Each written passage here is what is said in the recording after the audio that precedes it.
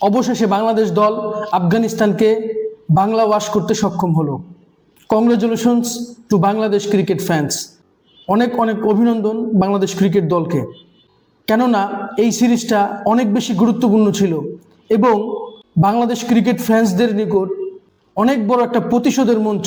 কেননা 2018 সালে যখন বাংলাদেশ টি-20 দলে সাকিব, তামিম, মাহমুদুল্লাহ, মুশফিক অন্তর্ভুক্ত ছিল, ঠিক সেই সময় বাংলাদেশ ভারতের দেরাদুনে রাজীব গান্ধী স্টেডিয়ামে আফগানিস্তানের সাথে টি-20 সিরিজ খেলে।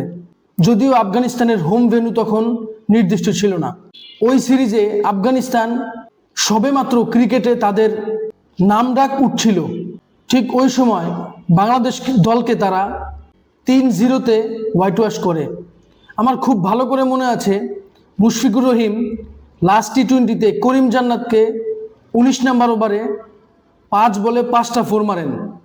পরবর্তী ওভারে রাশিদ খানকে 1 বলে যখন 6 রান লাগে, তখন বাংলাদেশের আরিফুল হক বড় শট খেলেন, তবে সেটা বাউন্ডারি লাইনে গিয়ে ক্যাচ হয়ে যায় এবং বাংলাদেশ তখনকার সময়ে বড় বড় তারকা সাকিব, তামিম, মুশফিক, মাহমুদুল্লাহ এরা থাকাকালীন বাংলাদেশ হোয়াইট ওয়াশ হয়, যেটা অত্যন্ত দুঃখজনক ছিল।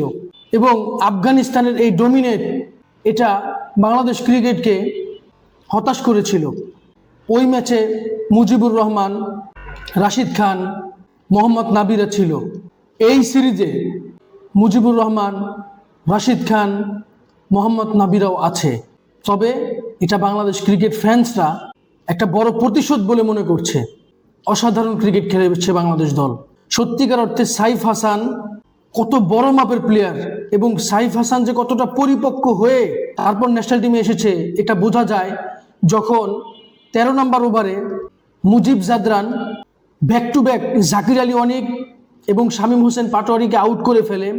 ঠিক ওই রকম সিচুয়েশনে 14 নম্বর ওভারে বল নিয়ে আসেন 4 ওভারের শেষ ওভার করতে রশিদ খান, কিন্তু সাইফ হাসান চমৎকারভাবে পুরা ওভার ডট খেলেন এবং সেই ওভারটা ম্যাডেন হয়।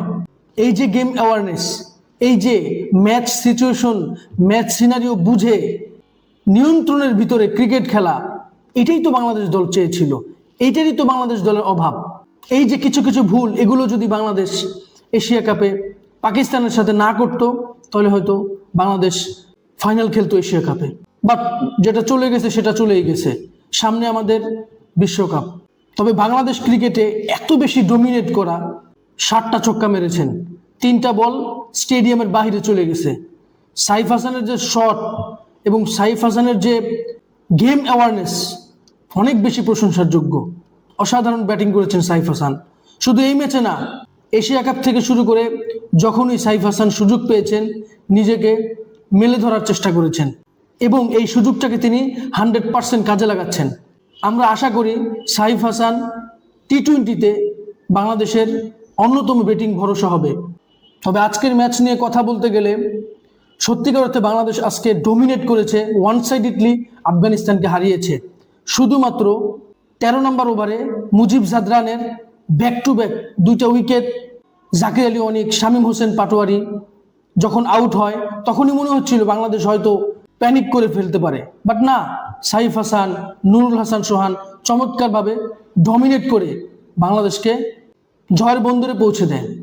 আজকের ম্যাচে আফগানিস্তান আগে ব্যাটিং করে, বরাবরের মতোই বাংলাদেশের বোলিং লাইন আপ চমৎকার বোলিং করেছে, বিশেষ করে সাইফুদ্দিন।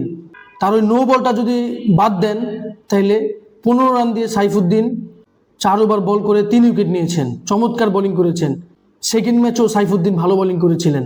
তানজিম হাসান, সাকিব, নাসুম আহমেদ দুইটি করে উইকেট নিয়েছেন, চমৎকার বোলিং করেছেন। আসলে বাংলাদেশের বোলিং নিয়ে কথা বলার কিছু নাই, বাট বারবার যে প্রশ্নটা আসে সেটা হচ্ছে বাংলাদেশের ব্যাটিং। আজকে অন্তত মনে হয়েছে না বাংলাদেশ ব্যাটিংয়ে ভালো করেছে। বিগত 2 ম্যাচ হয়তো বাংলাদেশ জিতেছে, সেটা বোলিং নির্ভর, ব্যাটিংয়ে খুব বেশি সুবিধা করতে পারে নাই। হয়তো নুরুল হাসান সোহানের ব্যাক টু ব্যাক 2টা ফিনিশিং বাংলাদেশকে সিরিজ জয় করতে সাহায্য করেছে। বাট আজকে Saif Hasan absolutely tremendous, unbelievable knock.